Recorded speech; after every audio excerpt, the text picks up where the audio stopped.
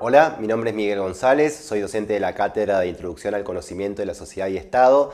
En esta nueva clase vamos a trabajar el texto de Julio Montero, Nuevos derechos, viejos problemas, donde se abordan principalmente el surgimiento de los derechos humanos y cómo estos son analizados desde la actualidad.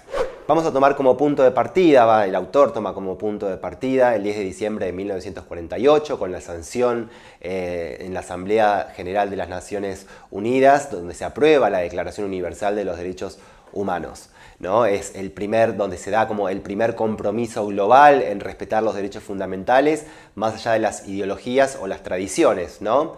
Y también donde la dignidad humana se establece como un valor supremo, independientemente de las cuestiones raciales, étnicas o sexogenéricas.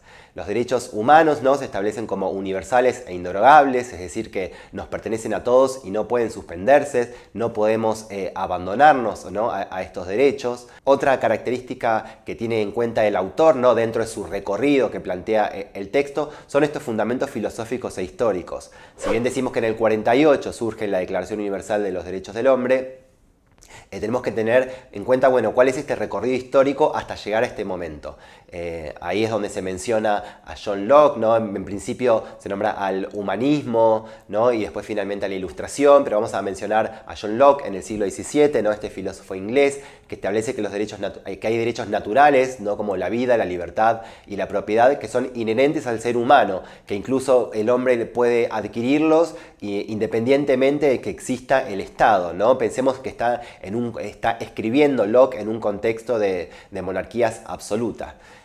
Otro autor que también menciona Montero es el filósofo Immanuel Kant, ya en el siglo XVIII, donde destaca un valor que va a ser central en la filosofía de los derechos humanos, que es que cada persona tiene dignidad, y esta dignidad es un valor intrínseco por el solo hecho de ser personas y que debe ser tratada como un fin en sí misma. Si bien durante los siglos XVIII, principalmente en el siglo XIX, muchas constituciones toman estos principios para sentar las bases de sus sistemas jurídicos, tenemos que tener en cuenta que el Estado, en muchos casos, existe para poder garantizar estos derechos.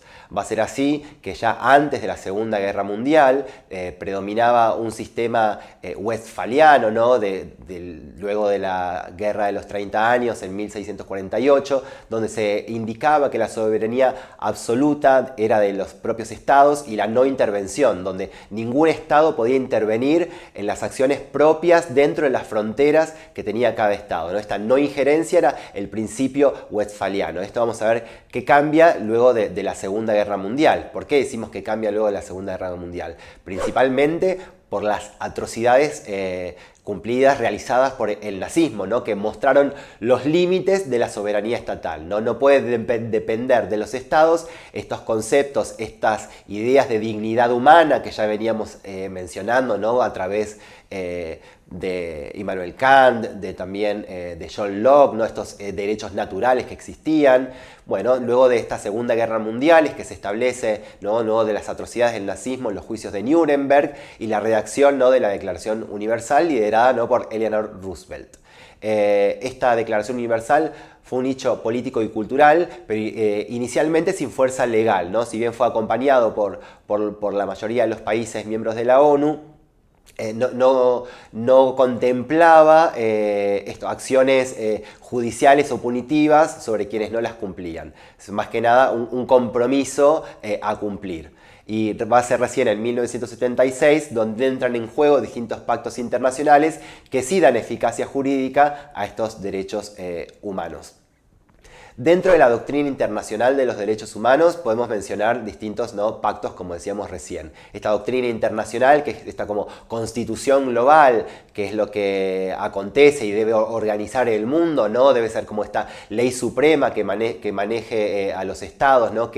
No que maneje, sino que organice, o donde todos se comprometen a cumplir con estos derechos humanos, universales, inderogables, ¿no? Tenemos la Carta Internacional, como se le suele llamar, que incluye esta Declaración Universal de 1948, los pactos internacionales del 76, pactos civiles y políticos, derechos civiles, culturales y económicos. Se suman también convenciones contra la discriminación racial, la discriminación de género, la tortura y los derechos de la niñez. Doctrina internacional también presenta dos principios que son claves para entender los fundamentos filosóficos, históricos y también políticos de los derechos humanos, ¿no? Primero, que la soberanía es condicional, por lo tanto la comunidad internacional puede intervenir ante violaciones graves de derechos humanos. Y segundo, la responsabilidad compartida, ya no es algo propio de cada Estado, sino que todos los Estados deben cooperar para garantizar el cumplimiento de estos derechos humanos. También podemos hablar de las funciones internas y externas de los derechos humanos. Dentro de estas funciones internas podemos mencionar aquellas que regulan el ejercicio del poder soberano dentro del Estado, ¿no? Ya teníamos el ejemplo del nazismo, ¿no? De Hitler, ¿no? Con las leyes antijudíos, antihomosexuales, anticomunistas que había establecido. Entonces no podía depender de un gobierno, de un soberano, la decisión sobre la dignidad, sobre la persona humana, ¿no? Entonces los gobiernos, dentro de esta función interna que tienen los derechos humanos, se deben cumplir tres deberes principales, ¿no? El primero, el respetar, el no interferir, ¿no? en esta vida de los humanos, el proteger para impedir el abuso de los terceros y también el promover, garantizando el acceso efectivo a estos derechos, ¿no? Las violaciones graves constituyen crímenes de lesa humanidad, esto fue establecido en el Estatuto de Roma, que son imprescriptibles y son también de jurisdicción universal. Dentro de las funciones externas tenemos que mencionar que los estados tienen deberes más allá de sus fronteras, ¿no? Esto que hablábamos como del compromiso, no es solo algo interno, sino que los estados deben cooperar, ¿no? Esta idea de cooperación internacional para poder lograr que se cumplan estos derechos humanos, ¿no? Los estados tienen también deberes más allá de sus fronteras internas. El principio es no violar derechos en otros países, supervisar y sancionar, ¿no? Las violaciones internacionales que se realizan en distintas partes del mundo y cooperar activamente para la realización global de estos derechos. Es así que surgen, ¿no? Organismos supranacionales como la ONU, la Organización de las Naciones Unidas, el Consejo de los Derechos Humanos, la Corte Interamericana de Derechos Humanos e incluso también la Corte Europea. El objetivo es fortalecer la solidaridad internacional entre todos los países.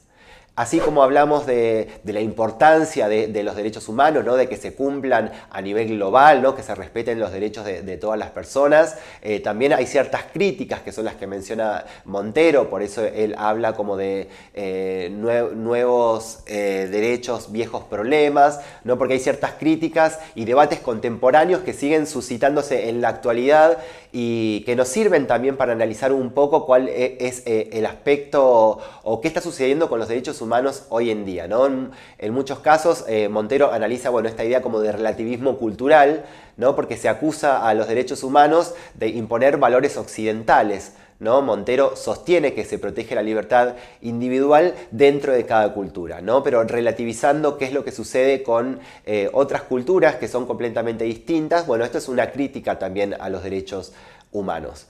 Otros posicionamientos que también se realizan a estos postulados de los derechos humanos es una crítica que viene más del lado del marxismo, que ven a estos derechos humanos como un instrumento burgués del capitalismo, ¿no? Porque son... menciona Montero que estos regímenes socialistas reales derivaron en autoritarismos. ¿Pero por qué? Como un instrumento burgués del socialismo, un instrumento burgués del capitalismo, porque lo que hace es, ¿no? Promover el individualismo, ¿no? Estos derechos humanos lo que logran es promover el individualismo desde ciertos sectores del marxismo que se critica. Y otra tercera crítica que también la demuestra y analiza Montero en su texto es una crítica punitivista, ¿no? Que estos discursos que están dando vueltas muchas veces en las redes sociales, en los medios de comunicación, donde se afirma que lo que hacen los derechos humanos es defender a los delincuentes. Lo que dice Montero es que en realidad estas ideas lo que hacen es presuponer la autoridad legítima y garantizar un orden justo. Entonces es necesario como desentrañar un poco este sentido común de los derechos humanos y ver cuál es el trasfondo político, social y cultural de cada sociedad y poner en foco la importancia de la defensa de los derechos humanos y no tener en cuenta estas críticas punitivistas que lo que hacen no construyen ningún tipo de diálogo, ningún tipo de consenso, sino que solo logran destruir, pero no logran afianzar la política de derechos humanos que tiene que tener a cabo cada país. Cualquier cosa pueden profundizar con las guías de lectura que van a encontrar, pueden participar en los foros, pero sí centrarse principalmente también para el parcial está un poco la historización de estos derechos humanos, la Declaración Universal, cómo fueron estos antecedentes históricos que mencionábamos recién, ¿no? de Locke, también de Immanuel Kant, la idea de integridad humana. Esto hay que tenerlo en cuenta para el parcial, así también como las críticas que les mencionaba recién. Muchas gracias.